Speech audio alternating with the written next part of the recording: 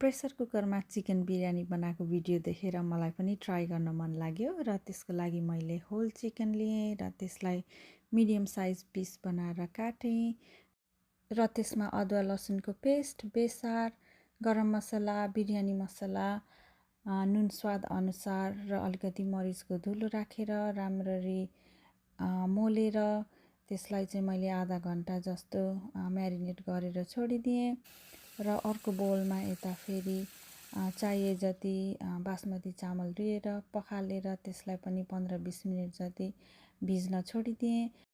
यो चाहिँ crisp fried onion भरे लेयरको लागि र यो चाहिँ त्यसपछि उब्रेको तोरीको तेलमा मैले जिरा फुराएँ, त्यसपछि फाइन चप्ड अनियन हालेर एकछिन भुटेँ, त्यसपछि टमाटर, बेसार, नुन, अरू मसलाहरू हालेर फ्राई गरेँ र यता अघि भुइजाएर राखेको चामललाई अलिकति पानीमा गरम मसलाहरू सबै राखेर अलिकति धनियाँ, पुदिना, अलिकति मसला राखेर लगभग 50 to 60% उमाल्नलाई छोडेँ र यता अघि रहेको मसलामा मजाले फ्राई भइसकेपछि चिकन हालेँ, त्यसपछि चिकन मसला, गरम मसला राखेर अलिकति मेथीको धुलो पनि राखेर लगभग गोल्डन ब्राउन हुने गरी पाकिसकेपछि 60% जति पाकेको चामल राखेर मैले यहाँ लेयर लगाउँदैछु।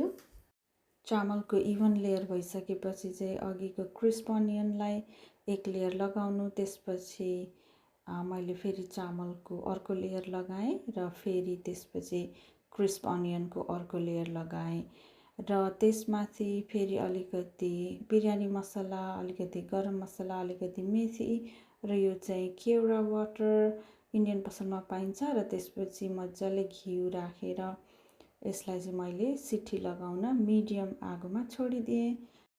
रायता पनि नयाँ खालको बनाउन मन लाग्यो, त्यसको लागि तेलमा अलिकति लसुन फुराएँ र गोल्डन ब्राउन भइसकेपछि अलिक सेलाउन छोडेर त्यसलाई एउटा बोलमा राखेँ।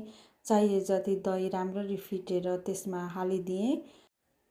त्यसमा काँक्रा, धनियाँ, नुन, बिरे नुन स्वादअनुसार अनि खुर्सानी अलिकति राखेर त्यसलाई राम्ररी फिटिदिएँ र रायता रेडी भयो। अब एक सिटी लागेपछि यो बिरयानी पनि रेडी भयो। ल हेरौँ है त कस्तो भएछ। बास्ना पनि एकदम राम्रो आयो र हेर्दाखेरि पनि एकदम राम्रो देखिन्छ। ल हेर्नुहोस् त, खाँदा पनि एकदम मिठो थियो।